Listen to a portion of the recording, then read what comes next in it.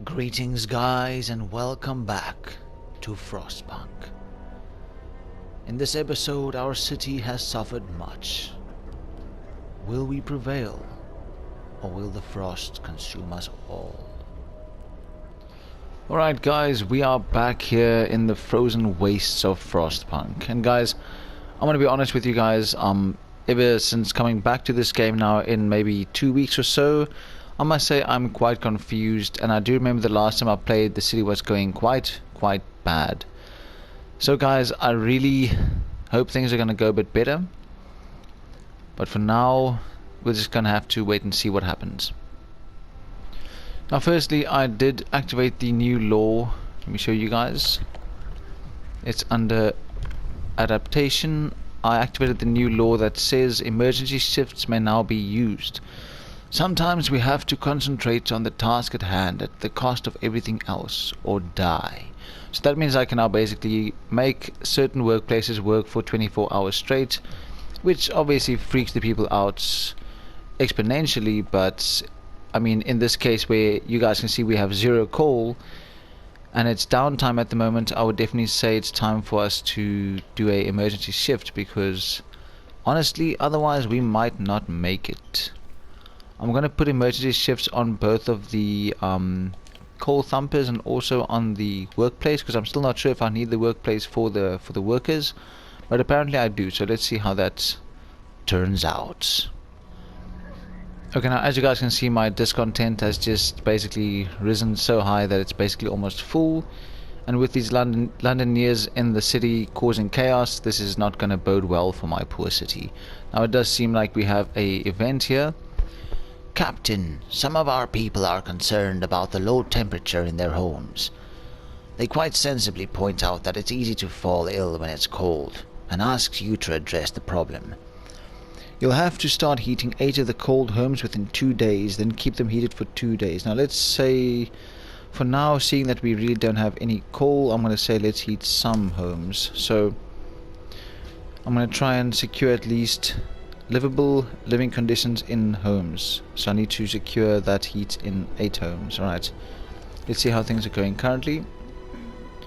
People aren't too cold, but I mean, I'm guessing it needs to be a bit warmer than that, I think. But it also seems like we have run out of coal. Now that's quite bad. Right, now we do have scouts that just arrived at the location that they were sent to. Let's think they're over here. Let's see. The cave is or was inhabited. There are a number of footprints leading to its entrance. We should check if there's still someone alive up there. Let's see. Let's explore it and find out. Gloomy cave that is beset by beasts. We can hear terrified shrieks coming from the cave, uphill. When we come closer, several polar bears turn towards us, blocking the entrance. There are people trapped inside, and those beasts are picking them off one by one and feasting on them. The bears will kill the survivors. That's if I leave them alone. Risk attacking the bears. That means we can try our best. I mean, we might lose a few people, which won't be the worst, because I mean, having a city full of people is not the easiest thing to actually maintain. So I think we are going to risk doing it, because we are quite short on coal, even though we're not going to be getting any coal. I don't know if we should do this, guys, but let's try it out. Let's risk attacking the bears. Alright, we had to help the survivors. When our scouts attacked the bears, the people in the cave joined them, and together they drove the beast away. Unfortunately, the scouts died from their injuries. The people they saved set out towards our city, guided by a map made by the scouts. That is sad, but not the worst. Not the worst. Alright guys, I've just found out by Sindariel. You guys can check out her YouTube channel as well. She makes mostly Overwatch videos. She let me know that, ooh, I'm gonna get to that one dead person in a bit, but she let me know that I need to build a resource depot for me to actually get the resources from these coal thumpers, which is bad, which is quite bad, because I've had these things for quite a while. So let's hope that this resource depot can actually save us, because we have also lost another person.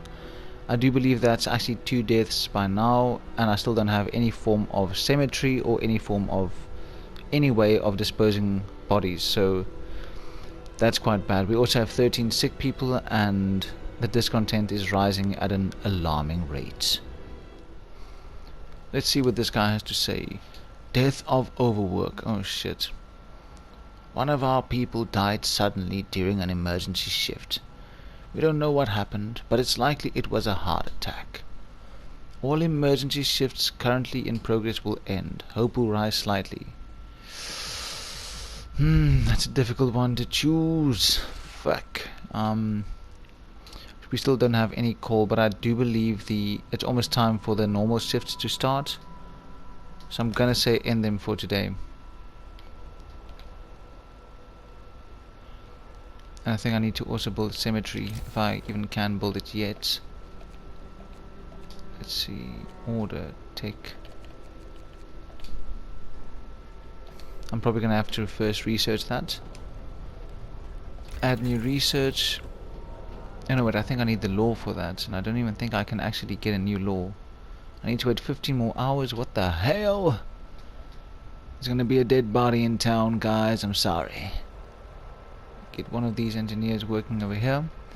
And I do believe we're gonna get a few more people coming into the city very soon, so that might help.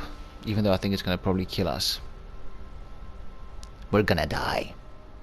Alright, so I've made a big mistake by actually stopping the emergency shifts. Another person has just died.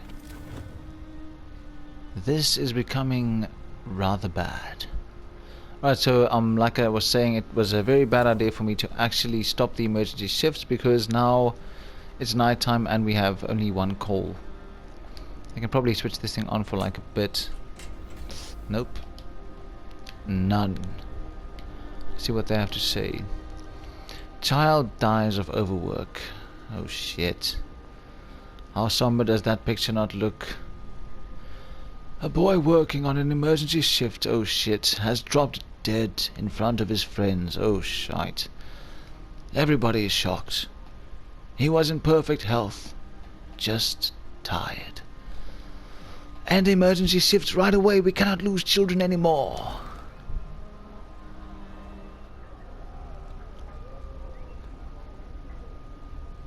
Right now the people were just celebrating quite a bit, so that's good. I mean, getting them happy, never a bad thing. Oh, I need to still get livable conditions for these people, but I don't have any call at all, so there's nothing I can do except wait while my people get sick. This is bad.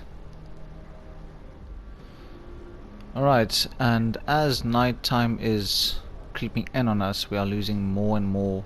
Well, not losing more people, but we have 18 sick people at the moment, and that number is just rising by the hour, because there's basically no heat except for the generator that's still got a bit of its heat on the inside, but that's not helping us at all.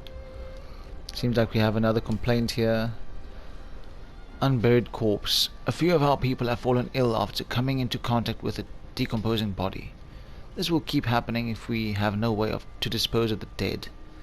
I see. Okay, so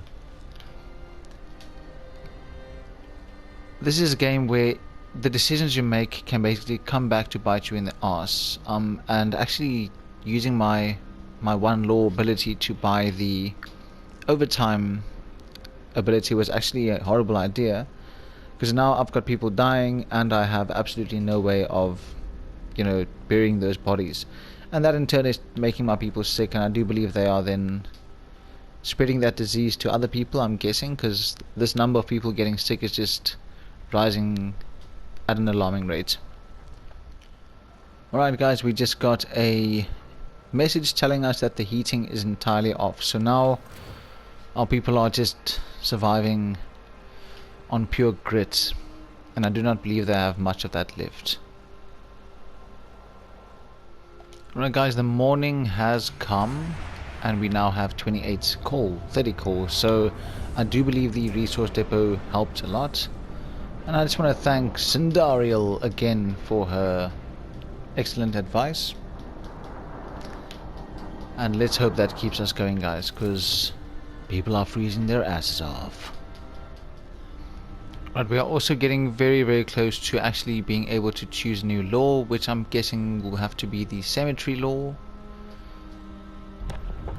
Okay, now we have 9 sick people that we cannot look after. I do believe we only have, let's see, 1, 2, 3, 4, 5. So that's 5 people per tent, so we need a few more people. But let me just make sure that all my engineers are busy working at the moment. Alright. Okay, this one's quite empty.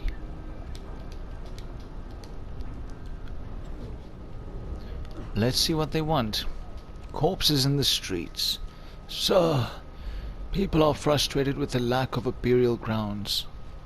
Leaving the dead in the streets is a health hazard and shows a lack of respect for the deceased.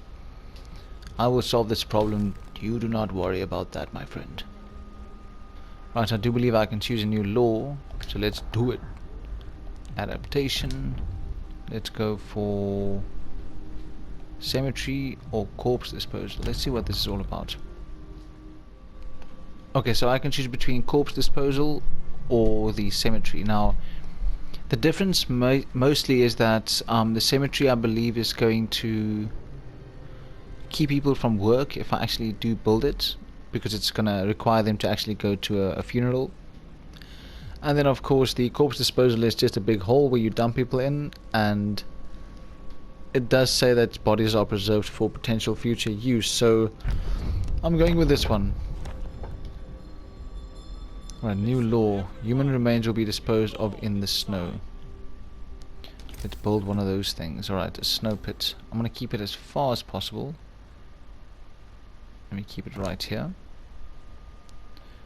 And then I'm going to require a few engineers, so let me just chase the bastards out. I even need to add some research, but the last time I tried, I don't think I had enough wood. Let's see. Okay, I'm not gonna... I should actually choose one. It's actually quite important that I keep the research going.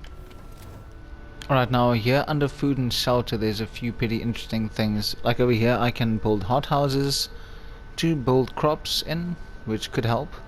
But we don't really have much of a food problem at the moment, but I could then maybe bring some of those hunters back from going out hunting, and I can maybe use them somewhere else. But I'm not too sure about that at the moment. Then you also get the bunkhouse, a dwelling for 10 people that is adequately protected from the weather. Now that does sound excellent. You also get the medical post upgrade, which, thanks to improved tools and methods, people employed in the medical post will heal the sick 10% faster. That's decent, but I think I'm going to go for the bunkhouse. And we are now out of wood. Now I do hope that we have a sawmill going somewhere. I do believe it's somewhere around here. Oh yes, right over here.